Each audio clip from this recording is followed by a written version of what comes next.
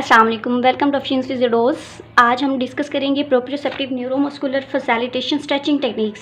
Stretching वाला chapter number 4 जो therapeutic exercise का है, उसमें से पीएनएफ टेक्निक्स का जो टॉपिक है ये रिमेनिंग था, बाकी सारे मैंने अपलोड कर दिए थे। तो आज हम इसको डिस्कस करेंगे, ठीक है। इसका दूसरा नाम है एक्टिव स्ट्रेचिंग या फैसिलिटेटिव स्ट्रेचिंग। अब एक्टिव से क्या है, active integrate active muscle contraction के पेशेंट की एक्टिव इन्वॉल्वमेंट होती है, उसके मसल एक्टिवली कॉन्ट्रैक्ट करते हैं, इसीलिए हम एक्टिव स्ट्रेचिंग या फैसिलिटेटिव ये है कि थेरेपिस्ट भी साथ में फैसिलिटेट कर रहा होता है और पेशेंट भी खुद इन्वॉल्व हो रहा होता है एक्टिवली। तो इसको हम इन दो नाम से भी इनके हम बुलाते हैं, पीएनएफ भी कहते हैं और ये दो नाम भी कहते हैं। अब इसके अंदर अंडरलाइंग मैकेनिज्म क्या होता है पीएनएफ क्या है, रिफ्लेक्सिव रिलैक्सेशन। पीएनएफ जब भी हम करवाते हैं पेशेंट को, किस लिए करवाते हैं कि इसमें जो मसल शॉर्ट हो चुका है, ठीक है, या फिर जो रेंज को लिमिट कर रहा है किसी भी जॉइंट के ऊपर, तो उस मसल को रिफ्लेक्सिवली रिलैक्स करते हैं। स्ट्रेचिंग करवा के उसको हम रिलैक्स करवाते हैं। किस तरह, दो मैकेनिज्म होते हैं, एक ऑटोजेनिक रिलैक्सेशन और रेसिप्रोकल इनहिबिशन, ठीक है।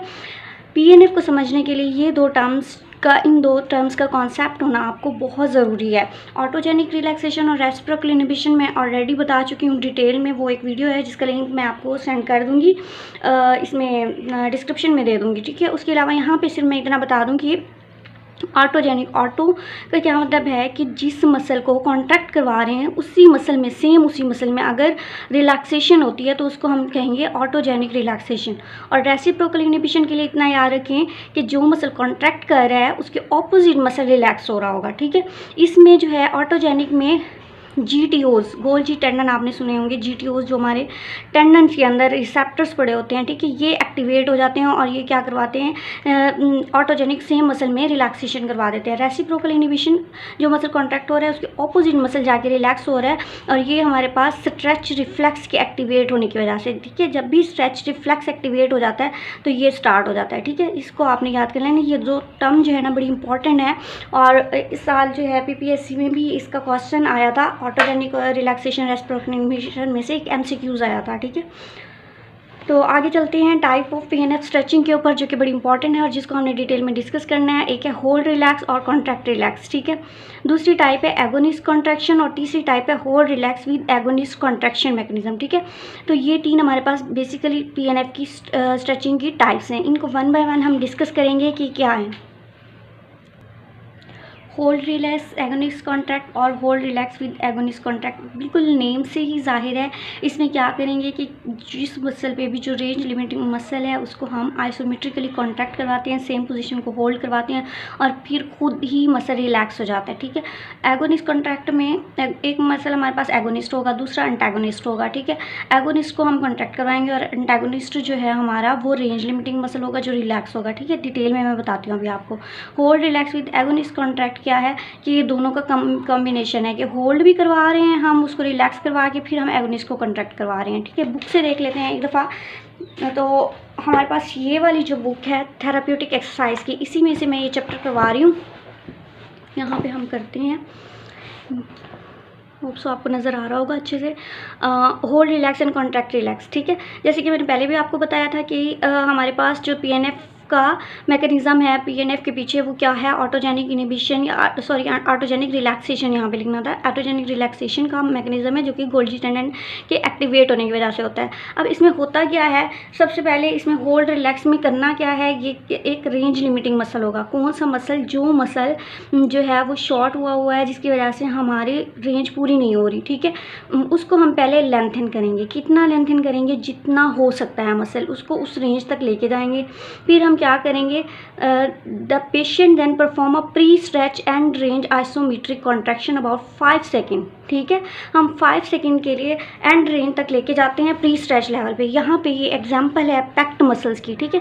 अब देखिए पैक्ट मसल जो है, पेक्टोरलिस मेजर मसल, तो ये क्या होते हैं, शोल्डर की फ्लेक्शन करवाते हैं और ये प्रोन होते हैं इसके टाइटनेस की, ठीक है। अब हमारे पास फॉर एग्जांपल ये रेंज लिमिटिंग मसल है जिसकी वजह से शोल्डर की फ्लेक्शन पूरी नहीं है हमारे पास।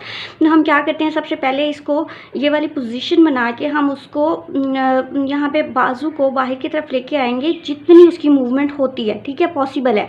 तो एंड रेंज तक जहाँ पे पॉसिबल है, पेशेंट कंफर्टेबल है, उस पोजीशन में ले जाके ये थेरेपिस्ट अपनी हैंड से क्या करवाएगा, उसको होल्ड करेगा और कहेगा, पेशेंट को क्या कहेगा कि रेजिस्टेंस अप्लाई करेगा थेरेपिस्ट इस तरह बैक साइड पे, और पेशेंट को क्या कहेगा कि आगे की तरफ पुश करो अपने आर्म्स को, ठीक है। तो ये क्या है कि पेशेंट आइसोमेट्रिक कॉन्ट्रैक्शन जो है वो परफॉर्म कर रहा है पैक्ट के ऊपर, ठीक है। अब इसमें क्या है, जब ये होल्ड अपना छोड़ देगा, ये क्या रिलीज़ कर देगा, इसको रेजिस्टेंस छोड़ देगा, ख़त्म कर देगा थेरेपिस्ट, तो क्या है कि ये मसल रिलैक्स हो जाएंगे, ठीक है। अब ये मसल खुद ब खुद रिलैक्स हुआ है, जिसको हम क्या कहते हैं कि voluntary relaxation of range limiting target muscle. जो रेंज लिमिटिंग टारगेट मसल था वो वॉलंटरी अपनी मर्जी से खुद रिलैक्स हो गया है, ठीक है। अब इससे फर्दर क्योंकि अब मसल रिलैक्स हो चुका है तो रेंज थोड़ी सी बढ़ जाएगी। तो हम दूसरी पोजीशन में आप देखें कि यहाँ पे रेंज देखें और यहाँ पे देखें, यहाँ पे रेंज बढ़ गई है, तो हम थोड़ा सा और आगे जाके सेम यही अप्लाई करते हैं, फिर ऐसे आहिस्ता आहिस्ता हम रेंज बढ़ाते जाते हैं, मसल रिलैक्स हो जाता है।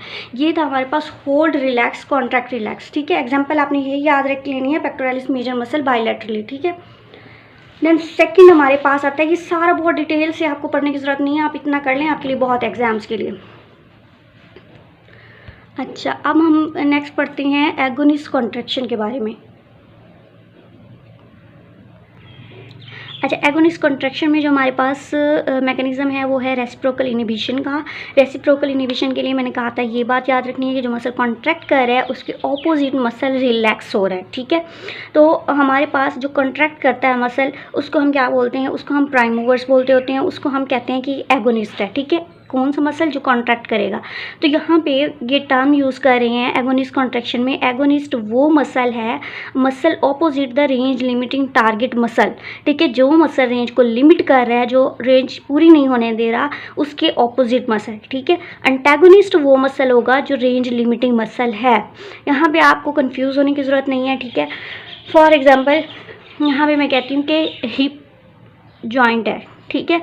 हिप जॉइंट में दो टाइप के मसल हैं, एक हिप के फ्लेक्सर्स हैं, एक एक्सटेंसर्स हैं, ठीक है। अगर हम बात करें हिप के फ्लेक्सर्स, वो मसल जो हिप फ्लेक्शन करवाते हैं, जो एक्सटेंशन करवाते हैं, तो मोर प्रोन टू जो टाइटनेस है वो कौन से मसल होते हैं। ऑब्वियसली हिप के जो फ्लेक्सर्स हैं वो ज़्यादा टाइटनेस के प्रोन होते हैं, वो जल्दी टाइट होते हैं। तो हमने हिप फ्लेक्सर्स हमारे पास टाइट है, जिसकी वजह से क्या हो रहा है कि हिप की एक्सटेंशन की रेंज जो है वो पूरी नहीं हो पा रही, ठीक है।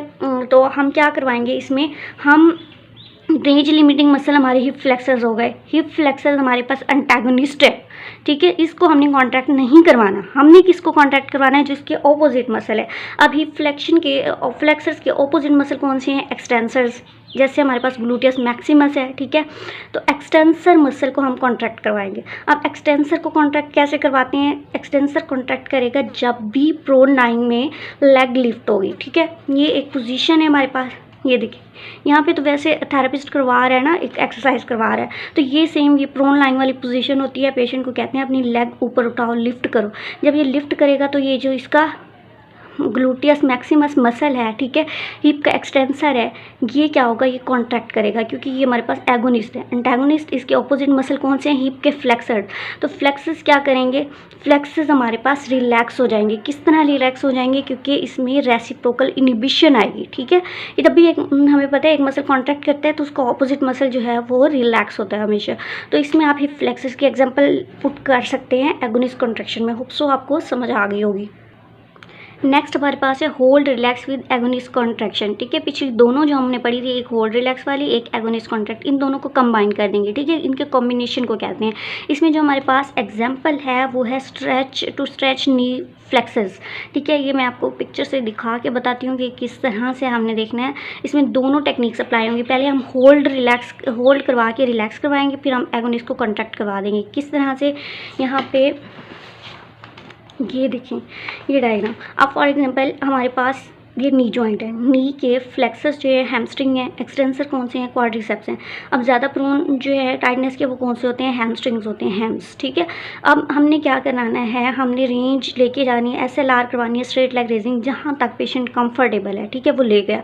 फॉर एग्जाम्पल ये रेंज थी, इस रेंज तक पेशेंट कंफर्टेबल है, उसने प्री स्ट्रेच रेंज है, यहाँ तक हमने करवा दिया।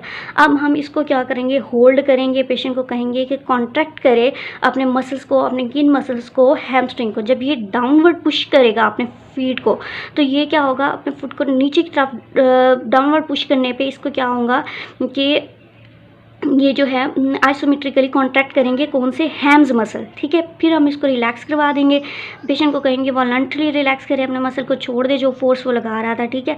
अब उसको हमने क्या करना है कि थोड़ा सा आगे लेके रेंज करवा के हमने क्या करवाना है, एगोनिस्ट। एगोनिस्ट अब कौन से होंगे, ये वाले जो ऊपर क्वाड्रिसेप्स हैं, ठीक है। तो इन एगोनिस्ट मसल को हम क्या करवाएंगे, हम कहेंगे कॉन्ट्रैक्ट करो, ठीक है। अब इन मसल को जब वो कॉन्ट्रैक्ट करेगा, ये कॉन्ट्रैक्ट सिंपली थेरेपिस्ट इसको छोड़ दे, इसकी लेग को, ठीक है। वो एंटी ग्रेविटी जब होल्ड करेगा पोजीशन तो ये मसल कॉन्ट्रैक्ट करेंगे, तो ये दोनों चीज़ें आ जाएंगी। इसके कॉन्ट्रैक्ट करने की वजह से ये वाले मसल जो हैम्स हैं ये इनमें रिलैक्सेशन आ जाएगी। तो ये PNF की लास्ट वाली जो टेक्निक है ये होप्स कि आप लोगों को समझ आ गई होगी। अगर नहीं आई तो आप मुझे कमेंट में बता सकते हैं, मैं दोबारा भी समझा दूँगी। Thank you so much.